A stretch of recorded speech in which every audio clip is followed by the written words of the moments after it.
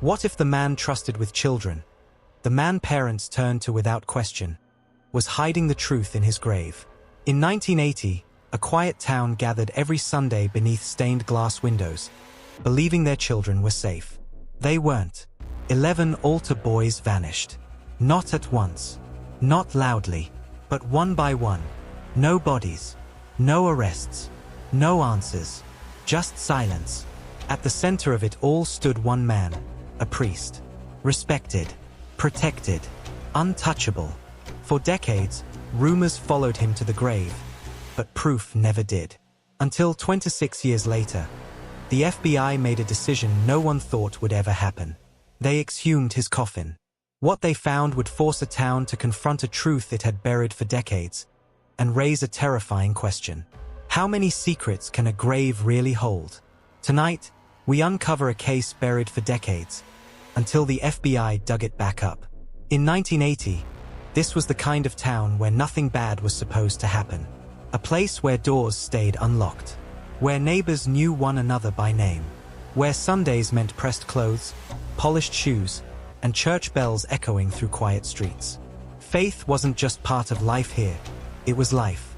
The church stood at the center of the town, both physically and spiritually. It was where families gathered, where milestones were celebrated, where grief was shared, and where trust was placed without hesitation. For generations, the same parish had served the community. And for many of those years, it was guided by one priest. He baptized their children. He buried their loved ones. He sat at kitchen tables and spoke words people believed came from God. To the families of this town, he wasn't just a clergyman, he was a constant. A figure of moral certainty in an uncertain world. Parents felt safe here. Safe enough to let their children walk to church alone. Safe enough to trust them in private lessons, late-night preparations, special trips. Safe enough to believe nothing bad could happen under the watch of a man wearing a collar. For the boys chosen to serve at the altar, it was an honor. They wore their robes proudly. They learned the rituals.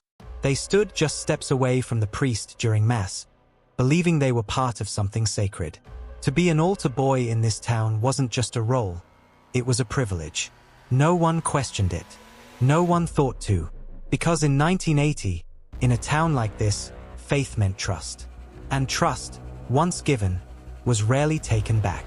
No one imagined that the place meant to protect their children would become the last place some of them were ever seen. The role of altar boys. To understand how this could happen, you have to understand what it meant to be an altar boy. In 1980, serving at the altar was seen as a sign of trust and of character. Boys as young as 8 were chosen to assist during Mass.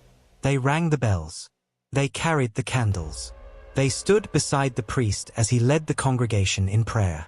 To parents, it looked like discipline, responsibility, a connection to faith.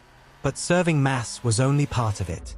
Altar boys were often invited to stay late after services, to help prepare the church, to learn prayers, to receive private instruction. These lessons weren't seen as unusual. They were encouraged. Because in this town, and in much of the world at the time, clergy were trusted without question. Priests weren't just authority figures. They were moral guardians. If a priest asked for extra time with a child, parents believed it was for guidance, for spiritual growth, for their child's benefit. Beyond the church walls, there were trips, weekend retreats, youth outings, occasional travel connected to church events. Opportunities meant to strengthen faith and build community. Each one required trust, and each one placed children further under the supervision of the same few adults. Over time, the access became routine. Private rooms within the church, unlocked offices, quiet hallways after everyone else had gone home. The priest knew the schedules. He knew which boys stayed late. He knew who wouldn't be questioned. And no one thought to ask why, because nothing about it looked dangerous. But in cases like this, danger rarely announces itself. It hides behind tradition, behind routine, behind trust. Access is where danger often begins. And in this town, access was absolute. The first boy vanished quietly. No sirens, no breaking news, no sense, at least at first, that anything was truly wrong.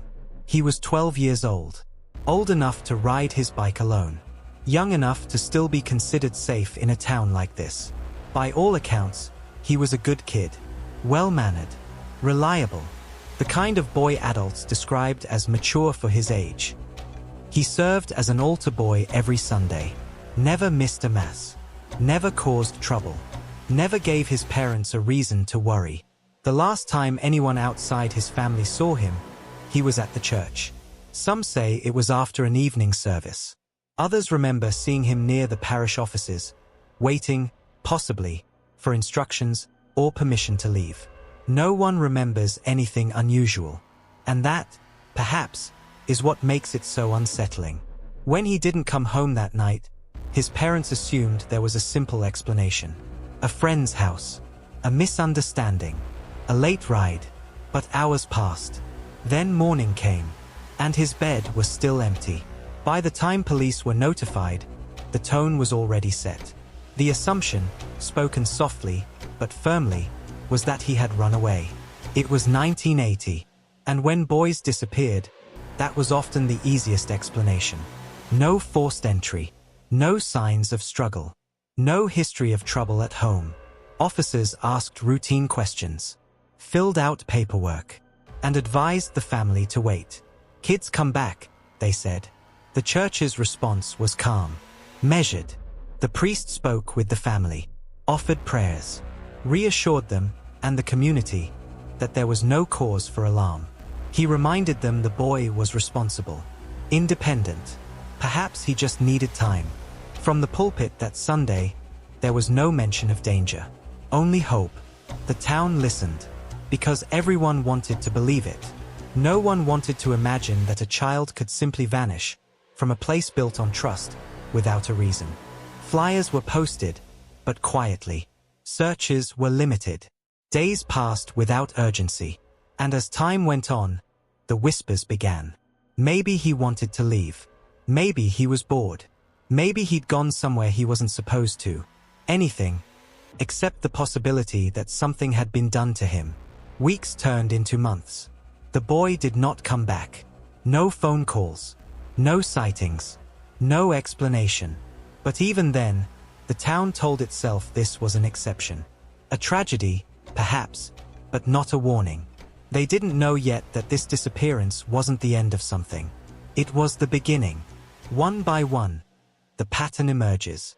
At first, the town tried to treat it as an isolated tragedy. A single disappearance, unthinkable, but somehow explainable. Until it happened again. The second boy vanished less than a year later. He was 13. An altar boy. Quiet. Dependable.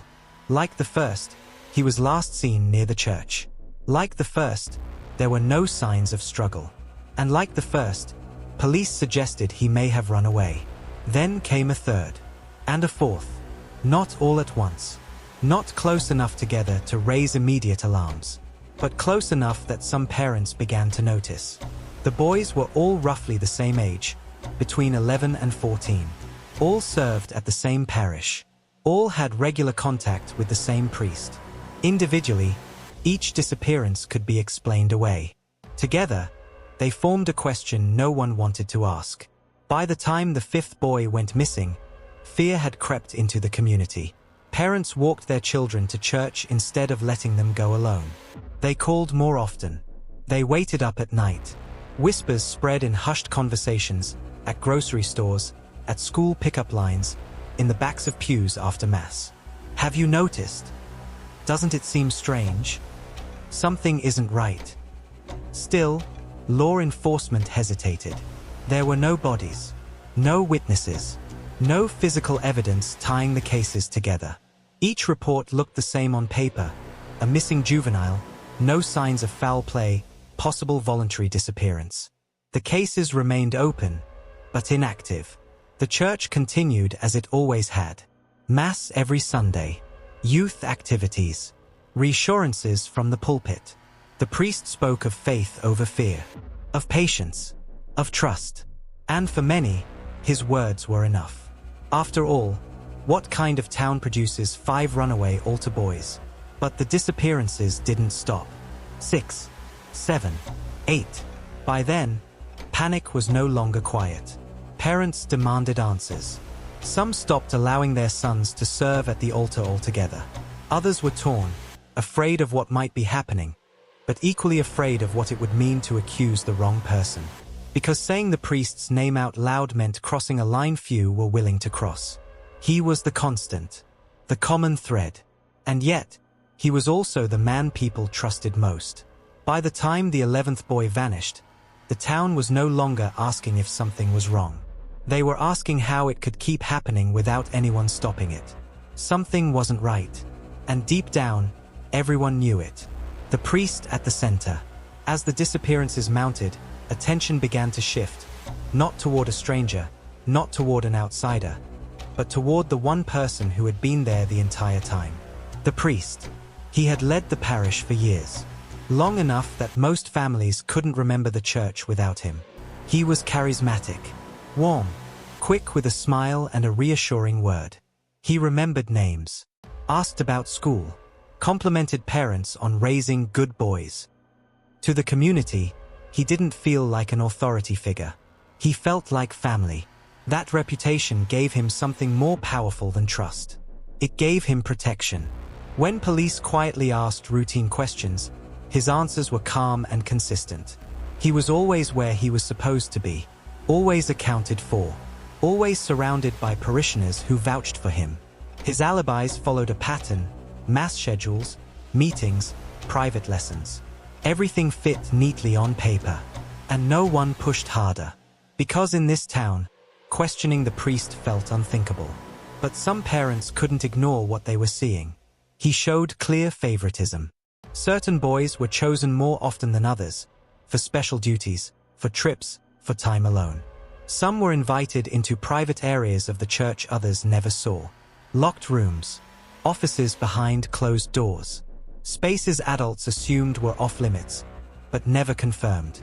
There were trips, too, overnight retreats, out-of-town church events, always framed as rewards, always explained as spiritual opportunities, and always involving the same small group of boys. At the time, none of it was illegal. None of it violated church rules as they were written. But taken together, the behavior formed a pattern that made some parents uneasy. When questions were raised, they were brushed aside. He's just close with the kids. He's devoted to mentoring them. He would never do something like that. The town began to divide. On one side were the believers, those who trusted the priest absolutely. They saw the accusations as rumors, or worse, as attacks on the church itself. On the other side were the doubters, parents who counted the missing boys and saw too many connections to ignore. But doubting came at a cost. Those who spoke up were labeled troublemakers, accused of spreading fear, warned about damaging reputations. In a town built on faith, skepticism looked like betrayal. And so, most people stayed silent. Not because they were convinced nothing was wrong, but because acknowledging the truth would mean accepting something far more terrifying. That the danger had never come from outside the church. It had been standing at the altar the entire time. Still, suspicion alone wasn't enough. There were no witnesses willing to speak publicly. No physical evidence. No confession. Only patterns. And in the eyes of the law, patterns weren't proof. So the priest remained where he had always been, at the center of the town, beyond reach and untouchable.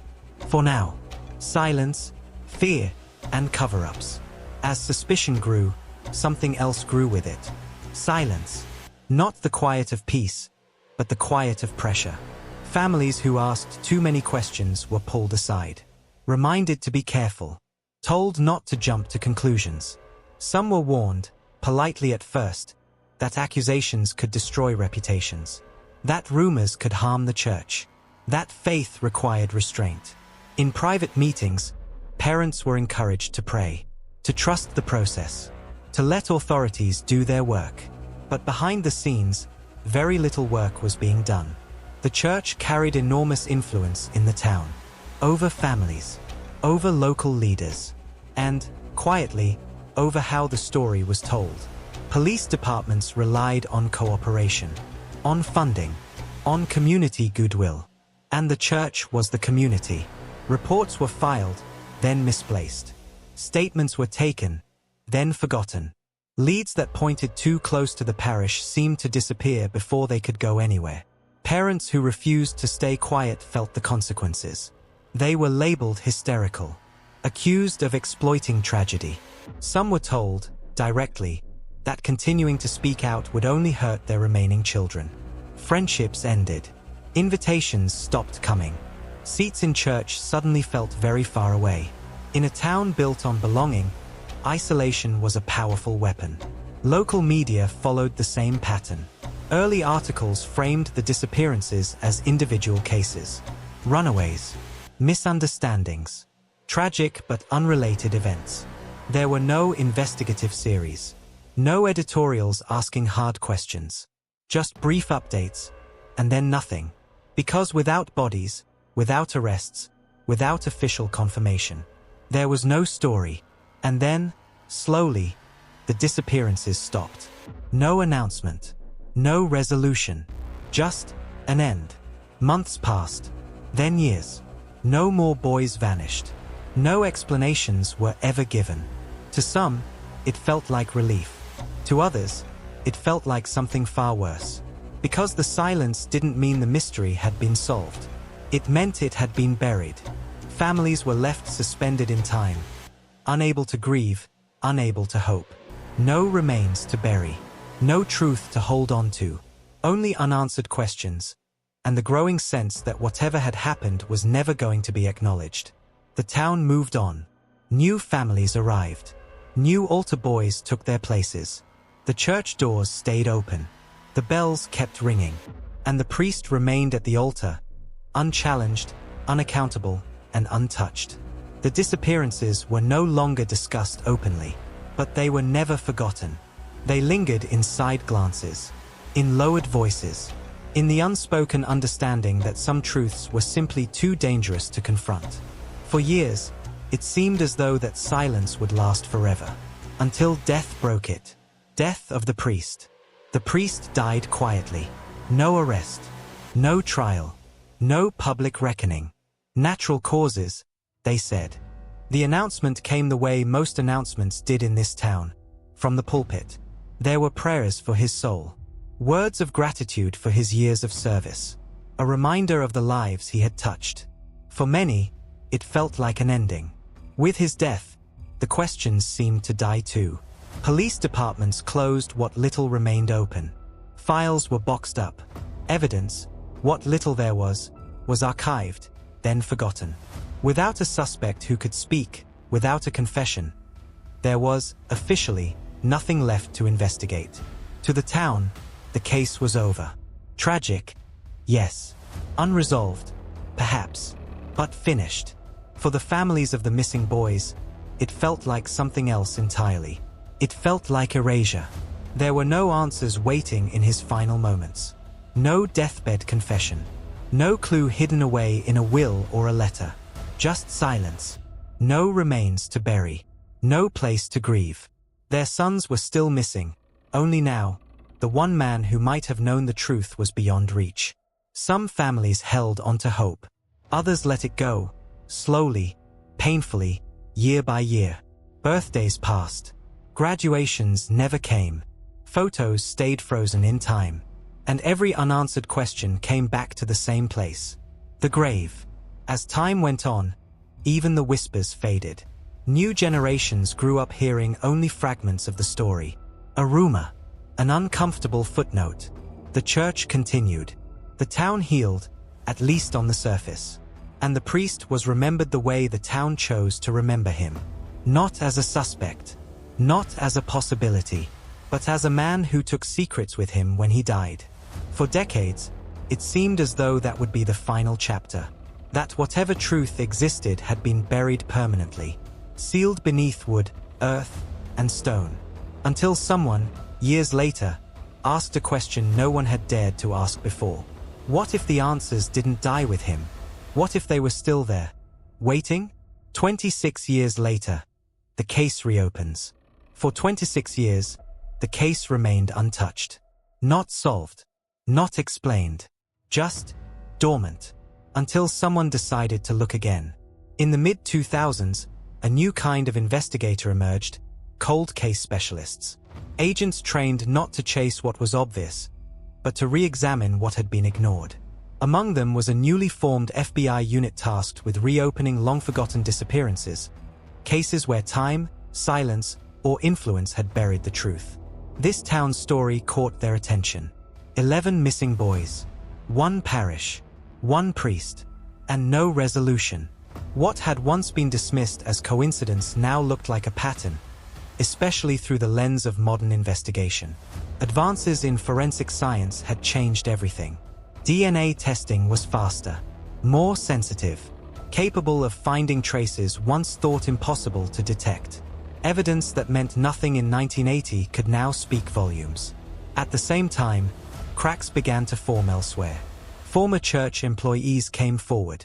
Old records resurfaced. Documents that had never been shared with police. Transfers. Internal complaints. Notes that hinted at concerns quietly moved, not resolved. Some of it arrived anonymously. Some of it was leaked. All of it pointed back to the same name.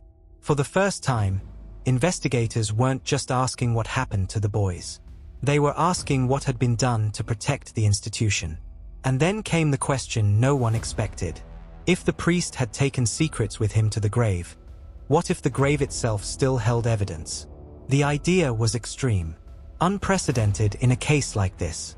Exhumation meant disturbing the dead, a step law enforcement rarely takes without overwhelming justification. But the files told a story that could no longer be ignored. And after months of review, legal debate, and quiet preparation, the decision was made. The FBI would exhume the priest's coffin. When word reached the families, reactions were immediate. Shock, fear, hope they hadn't allowed themselves to feel in decades. For some, it felt like reopening a wound that never healed. For others, it was the first sign, the first real sign, that the truth might finally surface. The town reacted differently. Some were outraged.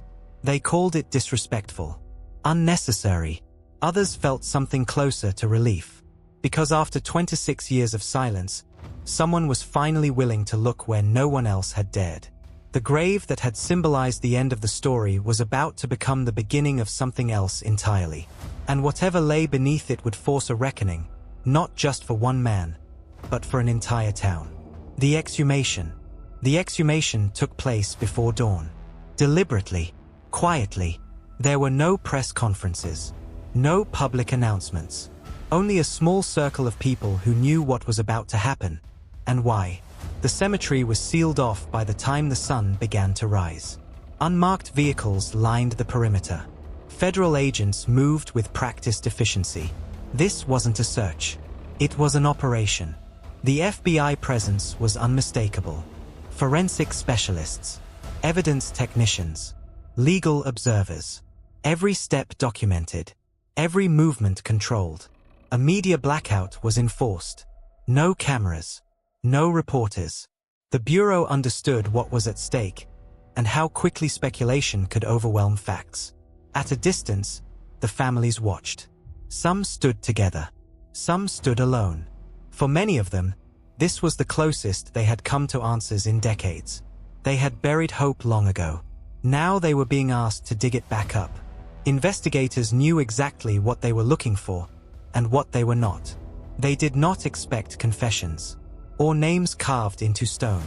What they hoped for were traces, fibers, fragments, anything preserved by time and circumstance that modern forensics could analyze. Evidence that couldn't speak in 1980, but might now. The coffin was raised slowly, carefully, every action recorded. When it was opened, the scene was treated like any other potential crime scene, with distance, precision, and restraint. What was found inside was not dramatic, not obvious, but it was significant. Items that should not have been there. Materials inconsistent with burial records. Preserved elements that raised immediate questions. Nothing announced conclusions. Nothing solved the case on the spot. But it was enough to confirm one thing. The exhumation had not been in vain. Select materials were removed and sealed, labeled, catalogued, transferred under chain of custody. DNA samples, trace evidence, sent to federal laboratories for testing using techniques that hadn't existed when the boys disappeared. For the families, the waiting began again. But this time, it was different. This time, the silence felt intentional, not dismissive, procedural, not avoidant. By the end of the day, the grave was closed once more. From the outside, nothing had changed. But beneath the surface, the case had shifted permanently. What had been buried for 26 years was no longer resting quietly. It was being examined, questioned, interrogated by science. And for the first time since 1980, the truth felt closer than ever. What the evidence revealed. The results didn't come quickly. For weeks, then months, the evidence moved through federal laboratories, tested, retested, and reviewed by multiple specialists. Investigators understood what this moment represented. If the findings were wrong, there would be no second chance. When the reports were finalized, they told a story that had been whispered for decades, but never proven. Forensic analysis confirmed the presence of biological material that did not belong in the coffin. Traces consistent with multiple individuals. Material that could not be explained by burial conditions, contamination, or error. DNA profiles were developed. And when those profiles were compared against family samples, the connections emerged. Not all at once. Not perfectly. But enough to establish links to several of the missing boys. For investigators, it was confirmation. For families, it was something far more complicated. Relief, intertwined with grief. They had been right, and they had been ignored. The findings aligned with what parents had suspected since the very beginning. The pattern, the access, the silence. What had once been dismissed as coincidence was now supported by science. But there was a cruel reality attached to the truth. The priest was dead. There would be no arrest, no trial, no sentence handed down in a courtroom. Legally, the case could go no further. Charges require a living defendant. Justice, in its traditional form, was no longer possible. Still, the consequences mattered. The FBI formally closed the case, not as a mystery, but as a resolved investigation. The disappearances were no longer unexplained. They were acknowledged. Officially. That acknowledgement forced difficult conversations. About how long the warning signs had been visible. About who had chosen not to see them. About the cost of silence. The church issued statements, carefully worded, deeply scrutinized. Some spoke of regret. Others of institutional failure. For many families, the words felt insufficient. Because apologies don't return children. The legal system could not punish the man responsible. But the moral reckoning remained. Records were corrected. Narratives rewritten. The priest was no longer remembered only as a servant of the church, but as a figure tied irrevocably to 11 missing lives. For the families, the truth did not bring peace. But it brought something they had been denied for decades. Validation. They had not imagined it. They had not overreacted.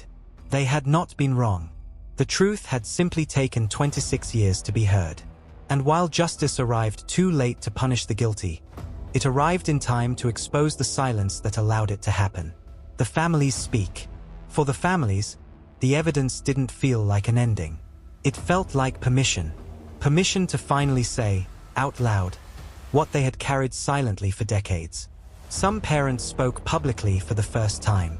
Their voices older now, quieter, worn down by years of unanswered questions. But steady. They talked about the boys as they remembered them, not as victims, but as children. Funny, stubborn, curious.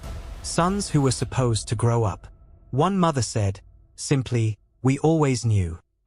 Not because she had proof, but because a parent recognizes when something is wrong. She described being told to wait, to trust, to stop asking questions. She never did.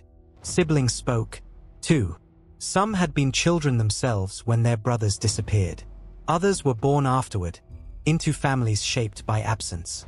They talked about growing up in the shadow of a question mark, about birthdays that felt incomplete, holidays that carried an empty chair. One sister said she never stopped checking crowds, even as an adult, just in case. There was relief in the truth. Not the kind that brings peace, but the kind that lifts a weight. They had been right to doubt, right to push, right to feel uneasy when others told them everything was fine. But that relief was inseparable from grief, because knowing what happened meant accepting what could never be undone. When asked about justice, the answers varied. Some said justice would have meant a trial, a conviction, a sentence spoken aloud. Others said justice had never really been an option, not after so much time had passed. One father said this: "Justice would have been my son coming home." What they received instead was acknowledgement.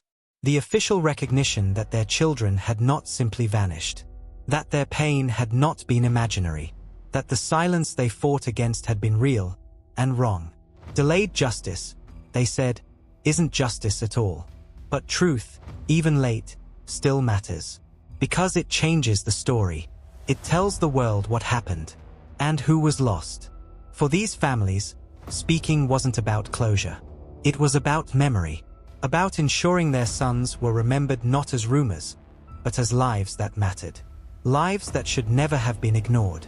The church's response. Once the findings became public, the church was forced to respond. Not quietly, not privately, but in the open. Official statements were released within days. They spoke of sorrow, of heartbreak, of prayers for the families. Carefully chosen words acknowledged suffering, without fully addressing responsibility. Some statements stopped short of naming failures. Others framed the events as the actions of one individual, an exception, not a reflection of the institution itself. There were apologies, some sincere, some perceived as procedural. For families who had waited decades to be believed, the distinction mattered.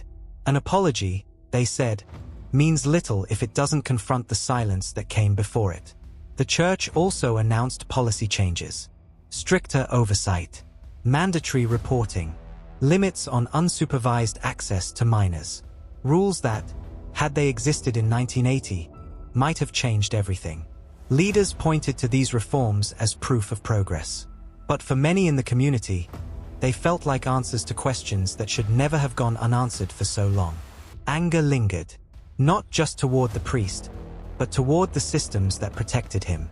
Parents questioned why warnings had been ignored, why concerns were redirected instead of investigated, why loyalty to reputation had outweighed concern for children. Some parishioners left the church entirely. Others stayed, but with trust permanently altered. Faith, once unquestioned, had become something fragile. In community meetings, voices clashed. Those who believed the church had done what it could stood opposite those who believed it had done far too little.